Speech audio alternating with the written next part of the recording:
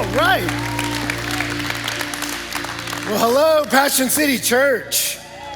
Man, it is great to be here with you. It's awesome to be in Atlanta.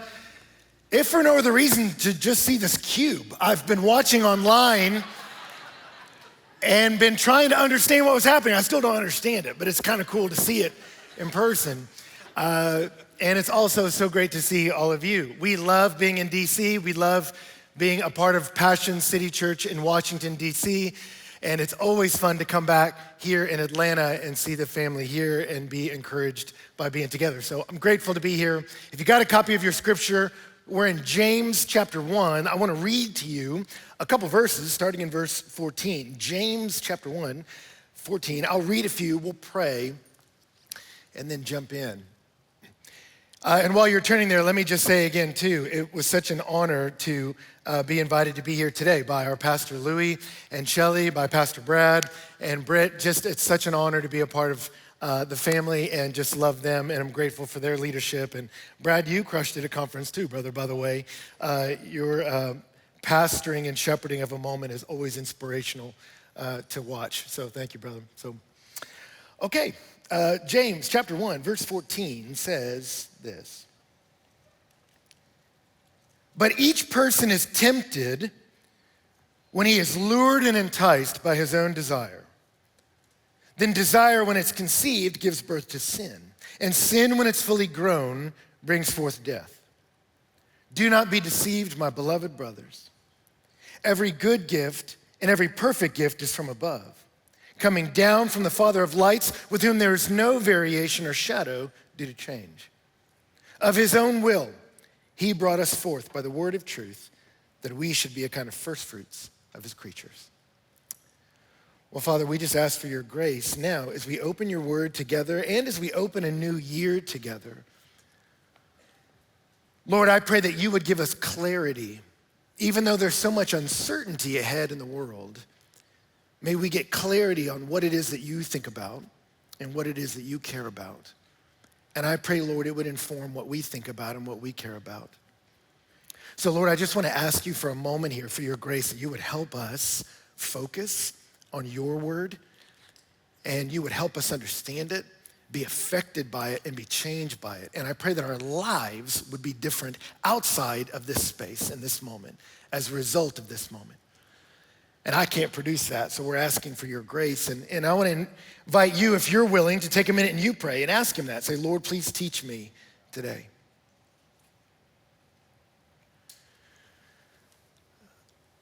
And then if you would, please pray for me, that the Lord would use me and I'd be helpful to you.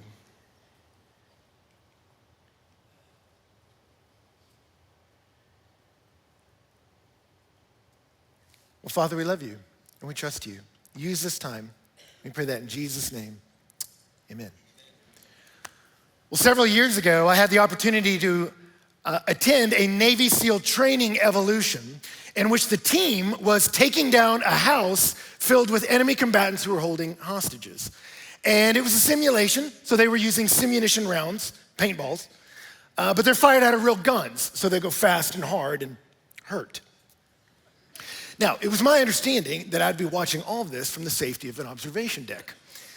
However, when I got there, I was standing with the commanding officer, and as we watched these guys approach the door of the building, he motioned to me to start walking with him. So we start walking towards the front door, and then at one moment he stopped and he goes, hey, I wouldn't get any closer than this. He said, when they blow that door, sometimes the handle can shoot off like a bullet. I wouldn't get any closer. And I was like, yeah, fine. Like, I wasn't planning on being this close. And sure enough, they blew the door open and they went charging in. And then in that moment, he hit me in the chest and said, let's go. And he went running into the building. So I ran through that smoke-filled corridor too, in jeans and a t-shirt. And two things struck me immediately, metaphorically speaking. The first was the chaos of the situation. I mean, it was nuts. Loud shots being fired, flashbangs going off, smoky, it was crazy. But the second thing that struck me was the beauty of their strategy. They were purposeful but patient. They were aggressive but fluid. They would show up at a doorway and with barely a nod, two of them would swing out to eliminate hostility without ever being an open target. And within seconds, these guys had neutralized all enemies, rescued all hostages, and taken a chaotic situation and brought in peace. And I remember as I watched that, the thought crossed my mind, this is the Christian life. Or at least it's supposed to be.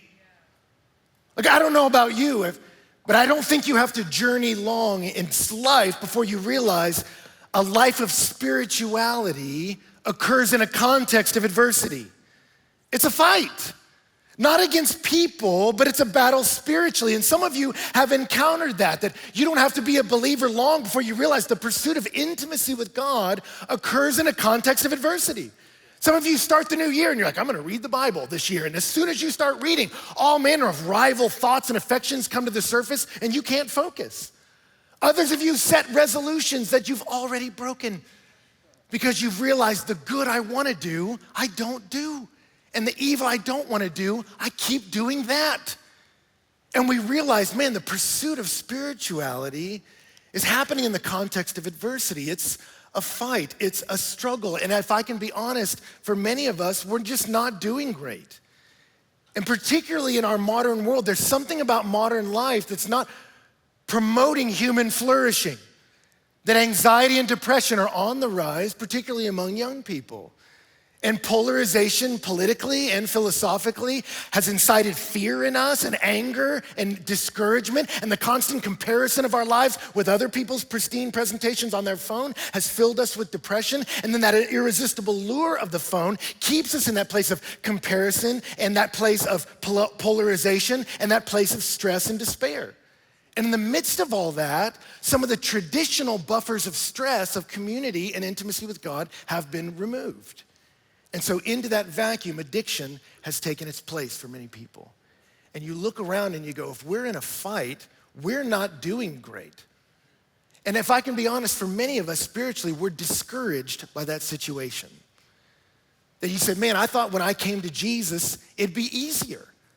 And maybe you go, I don't know what I expected. Maybe when I put my faith in Christ, I just thought some of these struggles inside would go away. Some of these desires would leave. I just thought I'd be happy all the time and peaceful all the time and fly around and sprinkle Jesus dust on everyone. Like, I just thought it would be easier. And then you show up in places like this and we bring up the guy that was like, man, I was hooked on every single drug. And I put my faith in Jesus, and you know what? I never struggled again. That temptation was pulled up by the roots. And you hear that and you're like, that's so great. But then you're like, God didn't even mildly prune my addictions. They're still growing and as robust as ever. So maybe I'm doing something wrong. What has he got that I don't? God, and some of you are just discouraged by the situation because you go, man, the constant hum of my failure is just running in the background of my life.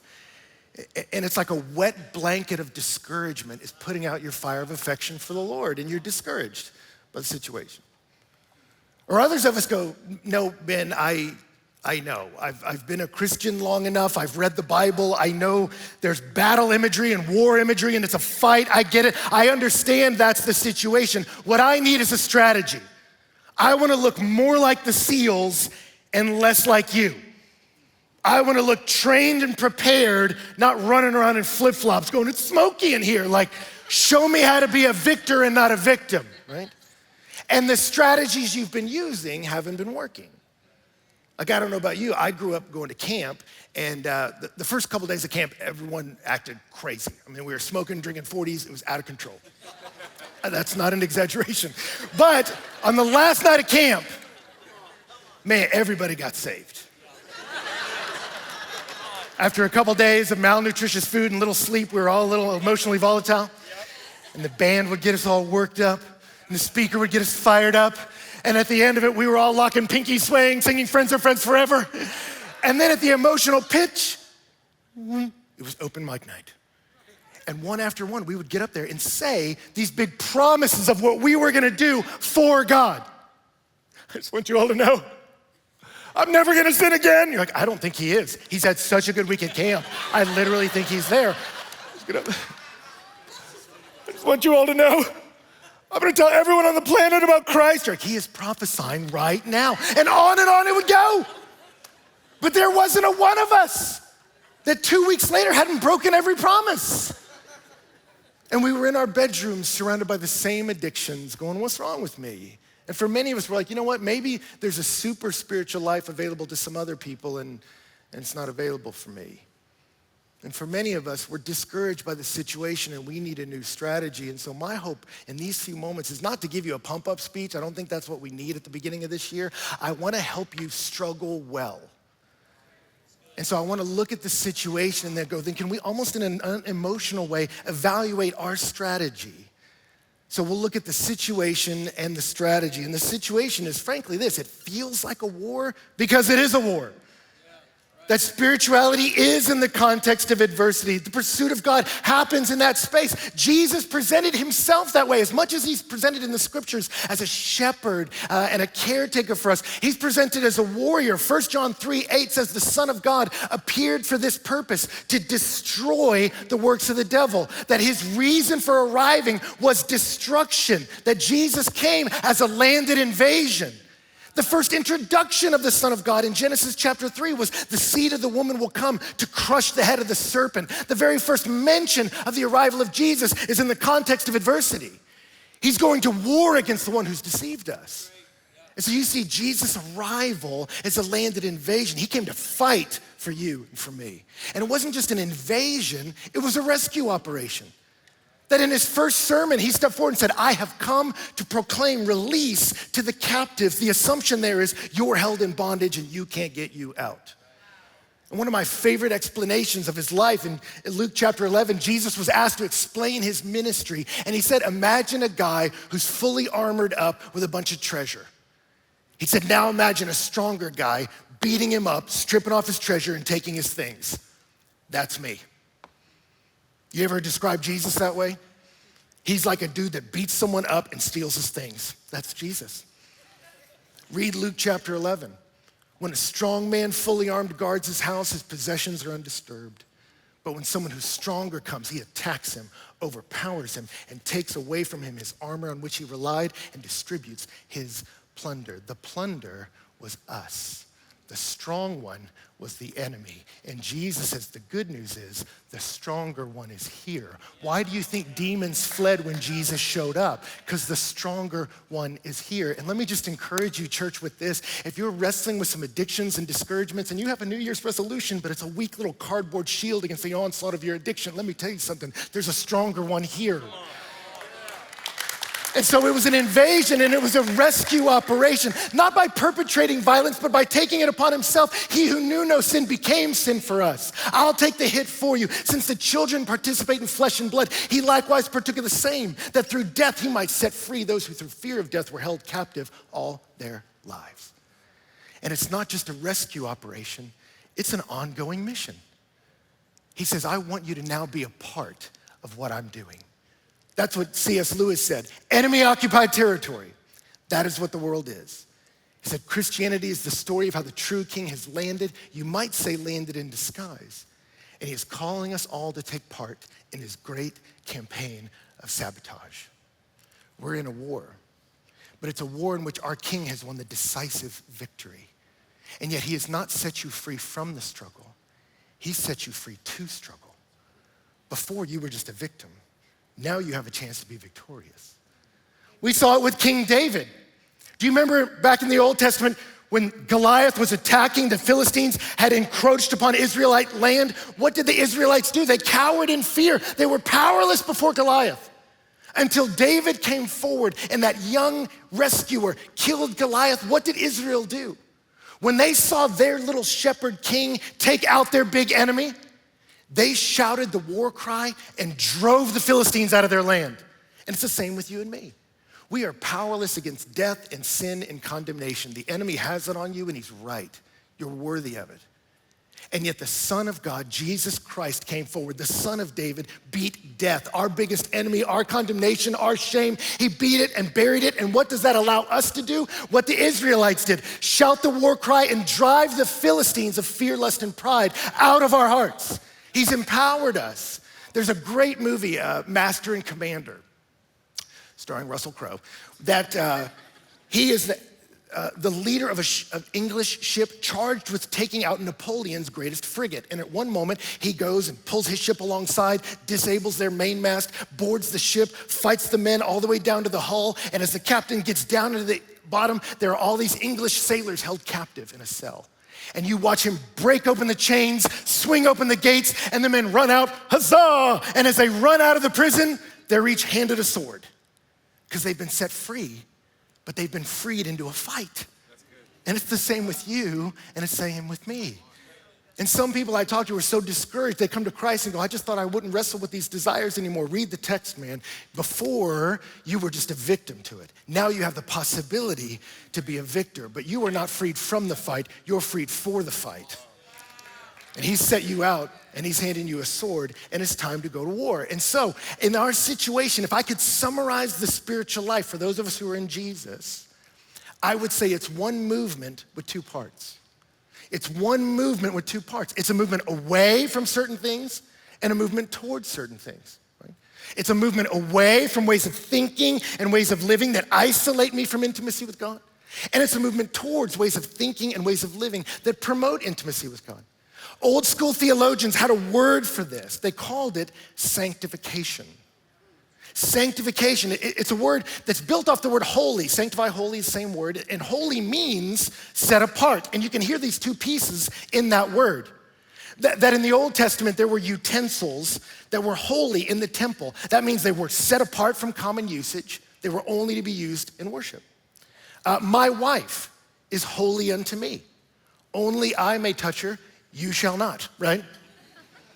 Some of you have a coffee mug that is holy unto you. No pagan lips may touch it. You see it? Away from certain things, towards others, right? Now, theologians had a word for each of these two parts. The movement away, they called mortification.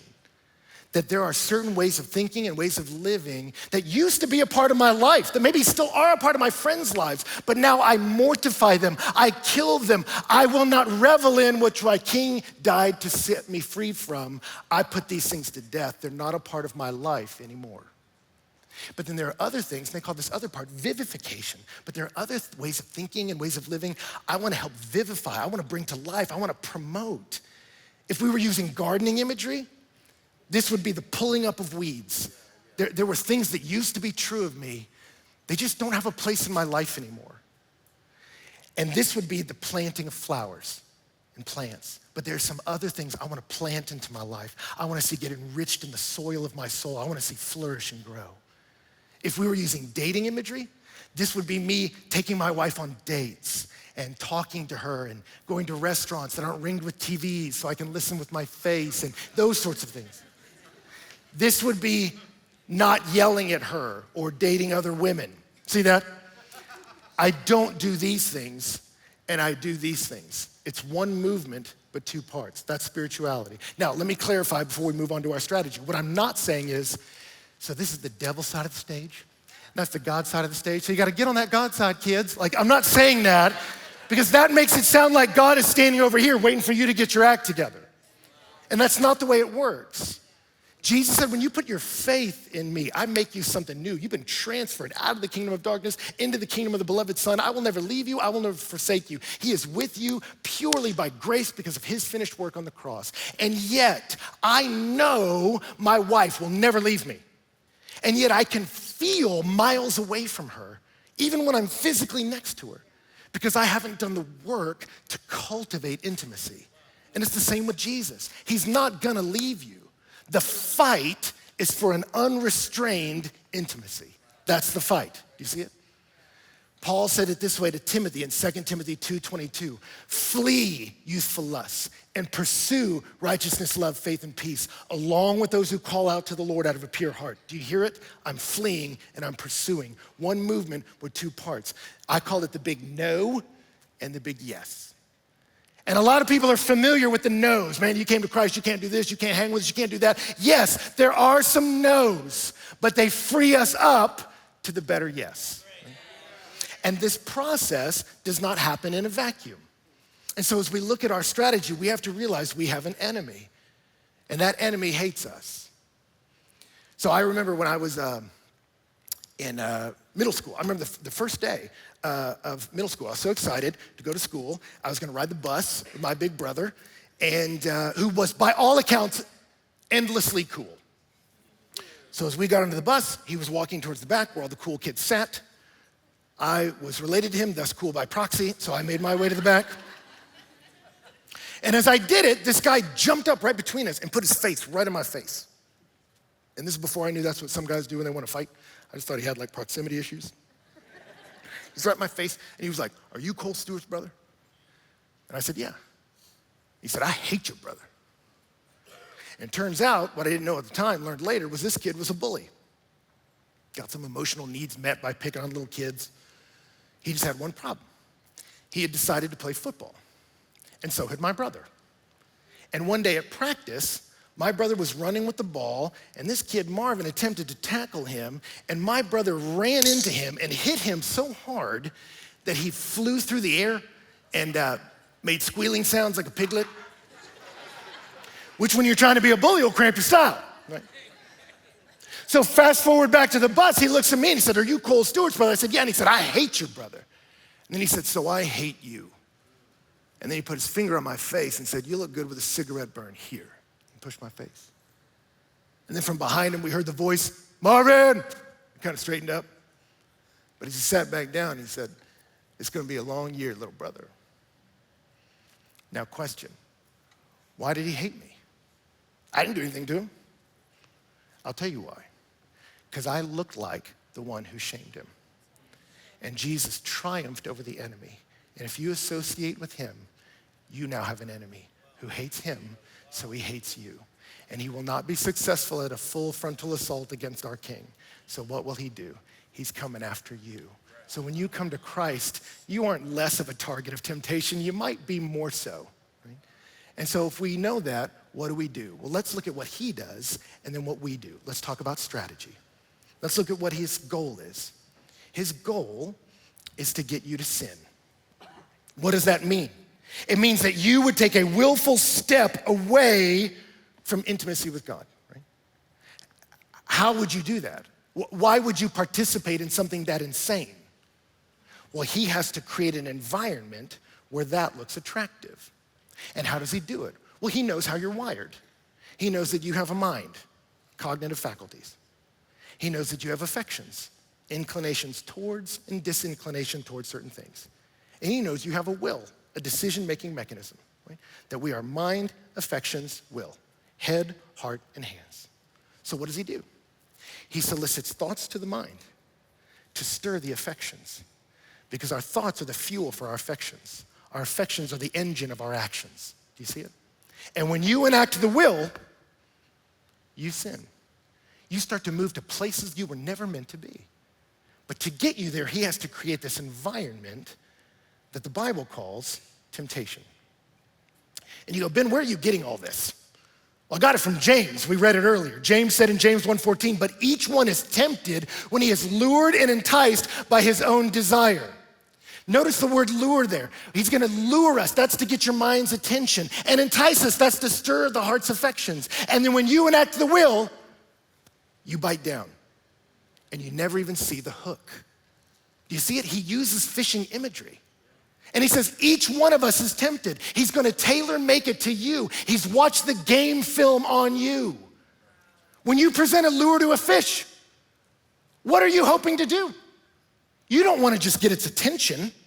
You wanna stir his affections. You wanna interrupt him mid-sentence with his little fish buddies. They're like, "Anyway, so I was saying, hello there, little buddy. What are you doing?" Maybe you get a frog and hop it along so it looks wounded and delicious. And you don't just want his attention, you want his affections. And when he enacts the will, he never sees the hook. And it never crosses his mind there was a sentient being behind this whole thing. And yet some may look at that and go, "A frog? Really? It's gross." Like that turns you on? I don't know how you can call yourself a real fish if you struggle with that. Ew. Well, that's fine. He just gets a different lure for you. Maybe something shiny that you'll go, "Ooh, shiny," right? Each one is tempted. Some of the best self-knowledge you can have is, how does he get me? Paul told Timothy in 1 Timothy 4, keep a close watch on yourself and your hearing. Persevere in this to save both yourself and your hearers. He told him, know what you believe, Timothy, and then know yourself. Be a student of you. Know how he gets you so you can make a different choice. And so I watched this whole thing play out, and I become a student of myself, because Sun Tzu said it in The Art of War. If you know your enemy and know yourself, you need not fear the result of 100 battles. But if you know neither your enemy nor yourself, you will succumb in every battle. And some of us, that has been the story of every year for you. But when we see his strategy, we can enact our own. What do? Let me give you 3 things. Number 1 is we eliminate the moment. Eliminate the moment. Jesus told his disciples in Matthew 26:41, watch and pray that you enter not into temptation. But notice where Jesus draws the battle line. He doesn't say watch and pray that you may not enter into sin, a willful step away from intimacy with God. He says watch and pray that you may not enter into temptation. That if this always leads there, let me stay away from this. You see it? And so I had a friend that years ago told me about a buddy of his that had confided in him, that said, hey man, he'd been having arguments with his wife. And in those arguments, they had escalated and they become shouting matches, and they'd even become physical at times. It was the destruction of their marriage. And my friend, he confesses to, he said, hey man, you can't ever put your hands on your wife in a hurtful way. You need to get counseling. The church needs to come around you. We need to solve this. He says, hey, but as we're looking at this, what is the environment that leads you to this place? And like most people, he's like, man, I don't know. He's like, yeah, you do think about it. He's like, well, like we go to this bar on Thursday nights and we drink with some buddies, and she always wears less clothes than I want her to, and then people start hitting on her and she doesn't rebuff their advances the way I want, and so we start arguing, and then the argument escalates when we get home, and on it goes. My buddy told him, well man, you may need to get some counseling, but why don't, as a first step, y'all just quit going to that bar? That's not gonna solve it all, but if this always leads to that, let's start here and eliminate this moment. It never crosses his mind. Well, it's Tequila Thursday. Well, it's not worth sinning over. And I talk to so many people that they're the same way, that say, man, what's going on with you? Man, I struggle with pornography. Where does it get you? And for many people that I know struggle with that, and that addiction steals so much of their vibrancy. They're like David in the Psalms. He says, when I had unconfessed sin, it sapped my strength like the heat of summer. And I see so many young people that don't feel strong because they feel dominated by this thing. So you go, all right, let's not shame ourselves. Let's look at the strategy. How does it get you? And I have so many tell me, man, it's my screens late at night, maybe my phone by my bed, can't stop. I say, man, that makes sense. You're at your weakest, most vulnerable moment, and you put the entire World Wide Web next to your head. It's a bad strategy. Paul told the Romans, make no provision for the flesh or the lust thereof. That is ample provision. That would be like an alcoholic pouring a glass of scotch every night and going, okay, now I'm not gonna drink you, and then set it by his head. Bad strategy. So I say, man, get rid of the phone. Get the screens out of your bedroom. Eliminate that moment. And I talk to so many guys that that's never crossed their mind. They're like, I don't know though, man, it's my alarm clock. Well, then buy an alarm clock. They're not expensive. But if this leads to that, you fight the battle here. And let me tell you something, Jesus used that illustration of if your right eye causes you to sin, pluck it out. And he wasn't saying literally pluck your eye out, because you could just lust with the left eye, or you pluck them both out and still lust in your mind. What he was saying is many of us aren't getting radical enough. And for me, I talked about it at a conference of just the way anxiety and comparison and polarization is pushing through screens that are built to incite that kind of emotional response. And I realized if I start my day here, I start off slant and it doesn't get better. And so this thing gets away from me. I'm gonna put scripture before social media. I'm gonna pray more than I post. I'm gonna take a walk with the Lord rather than soaking in the world, because this creates chaos and I want calm. And yet I talk to so many people that they're soaking their minds in the anxiety being presented to them in the world, and they're not even evaluating what it's doing to them. I'm not shaming you, I'm inviting you, evaluate. If I don't like where I am, if I don't like the outputs, consider the incomes, the inputs, and eliminate that moment. More we could say there, but James gives us 2 other things that can kind of help us. Number 2 is he says paddle downstream. He says in verse 15, desire when it's conceived gives birth to sin, and sin when it's fully grown brings forth death. He says desire is not a sin. Temptation is not a sin. But when you enact the will, when you unite your will with it, he does something interesting here. He actually doesn't use fishing imagery. In Greek, much like Spanish, nouns can have a masculine or feminine form, and desire is feminine. And so what he's saying is when you unite your will with desire, she gets pregnant. And she has a baby called sin. And sin is also a feminine word. And sin, when she's fully grown, she has a baby called death. And James does this on purpose to shock you, because the happiest moment in your life is the birth of a child. It's literally the bringing forth of new life. And he says, when you enact your will, when you unite with desire, she'll give birth to sin. And maybe you go, yeah, I know, but I don't care. But keep watching, because sin, she will bring forth death. You will bring a little bit of death into the world. And it's meant to shock you and break the spell. Because temptation often doesn't show you the conclusion. That's how it works. And so in recovery circles and Alcoholics Anonymous, they talk about thinking through the drink. When I want to get rid of some intolerable feelings, I go to something that will obliterate them. And the voice in my head will whisper, hey man, just do one. You know you can stop. You can quit at any time. You're an adult. You can handle yourself. And they have to go, no. I know if I start here, I'm going to end up here. And if I end up here, I'm going to end up there. And I don't want to be there. So before I get in this boat, let me look downstream and hear the crashing waterfall. And if I don't want to be there, I'm going to stop this thing up here.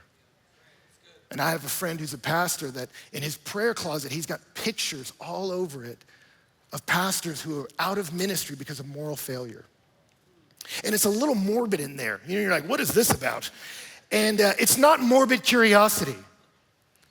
Because as I walked out the door once, I noticed right at eye level, there was a picture of a pastor who had lied about using drugs and committing adultery and running around on his wife. But in this photo, he was still denying all the allegations. So there were all these paparazzi around his car, and you can see he had the smile on. He was kind of spinning the story. My friend had circled his wife's face and wrote next to it, look at her eyes. Because she had this stare that was a million miles off, or looking at nothing at all. And you could tell she just wasn't into the lies anymore. The damage was already done. And my friend did this to remind himself, when life gets hard, the enemy will whisper sweet escape.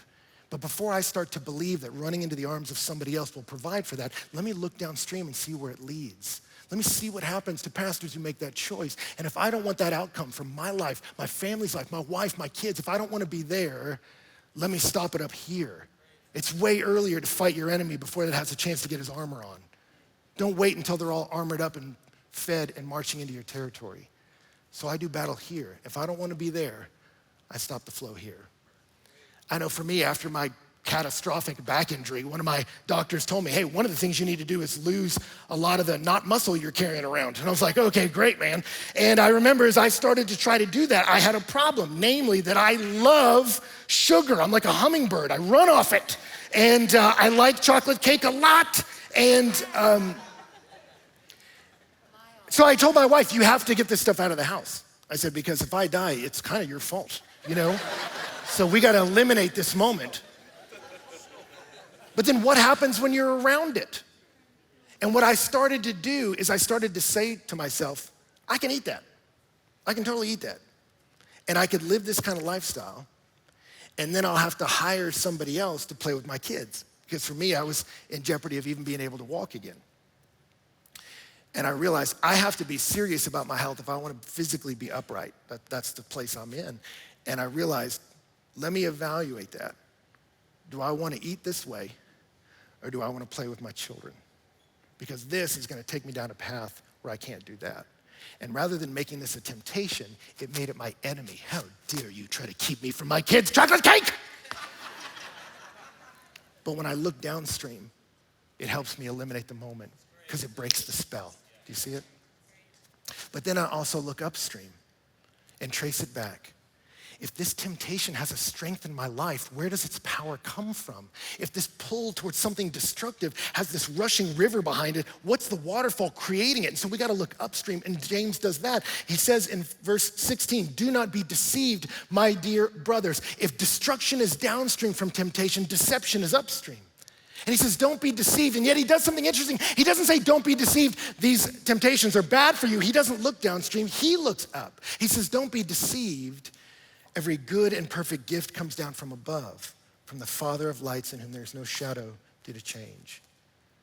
He says the lie that launches a million sins is the lie that God is not a good dad. He says the thing that will make you go to so many deceptive streams for nourishment is the belief that God isn't a satisfying stream. The lie that launches a million sins is he's not a good dad. That's where Genesis started. When Satan came into the garden, he didn't start with saying, you know what I was thinking about the other day? Fruit and how delicious it is. Let's jump into this, Eve. He doesn't start there. What does he start? He starts with theology. Did God really say, you can't eat from any tree of the garden? It seems like your religious commitments are holding you back, Eve, from experiencing life. And it seems like he's holding back some life-enhancing things for you because he doesn't want you to have some things that would be good for you. It seems like you can't trust him, Eve, and when he makes God look ugly, that's when he can make sin look attractive. He fights at this level. He did it with Jesus too. If you really are the Son of God, why are you so hungry out here? Why won't he give you bread? His lies are aimed at the sonship of Jesus. That's how the enemy works. If you made it a goal in 2022 to destroy Ben Stuart, let's say that's on your list. Destroy Ben Stuart. Let me tell you how to do it. You go lean down and you get in the face of one of my little elementary school age girls. And you look them in the face and say, you know what, sweetie? Your dad is so disappointed in you. Man, you let him down. You're in exhaustion. You just disappoint him over and over and over again. And you know what? He's not going to say it because he's so good, but you're a hassle. And it would be so much easier if you'd get out of here. Go somewhere else. Go find love in some other arms. Go find security some other place. Go run somewhere else to try to get rid of the pain or find some joy. Go. You whisper craziness like that to my kid, all my anger comes towards you. But don't miss this. That's what the enemy does to you.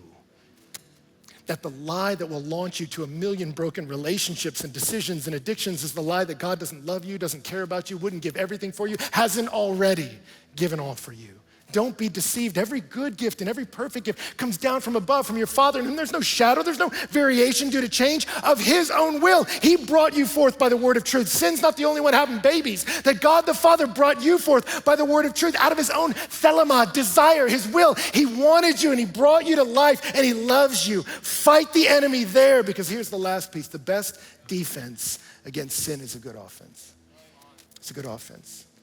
The great way to dislodge a beautiful thing is to replace it with a more beautiful thing. How did Romeo get rid of Rosalind? How did Romeo get rid of Rosalind? Does anyone remember Rosalind, Romeo and Juliet? Nobody? At the beginning of Romeo and Juliet, Romeo is pining away about Rosalind.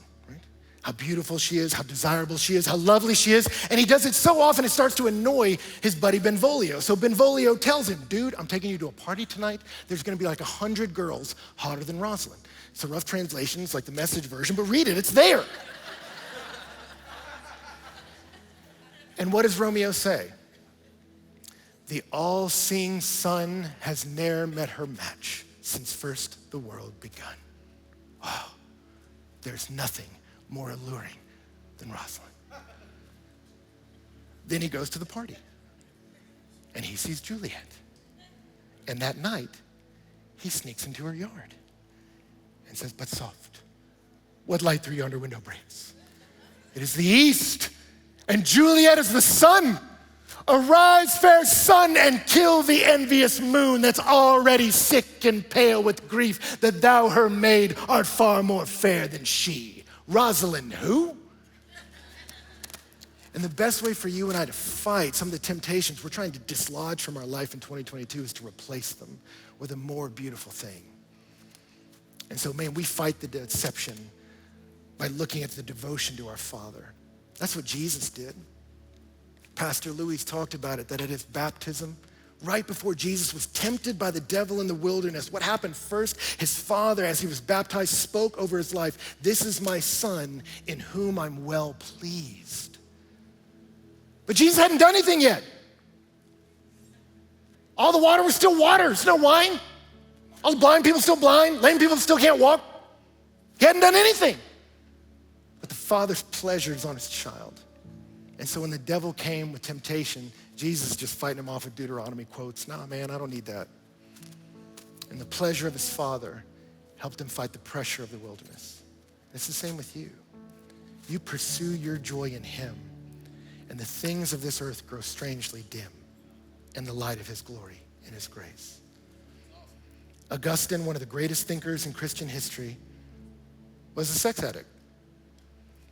And yet as he saw the sufficiency of Jesus, he knew, I need to bow my knee to him, but I'm afraid of turning loose of what brought me so much comfort in his troubled life. But he finally realized, I have to come to Jesus. There's no one like him. And when he finally submitted his will, he did it with trembling. But then he wrote later in his Confessions, how sweet all at once it was for me to be rid of those fruitless joys which I had once feared to lose. You drove them from me, you who are the true sovereign joy. You drove them from me, and you took their place, you who are sweeter than all pleasure.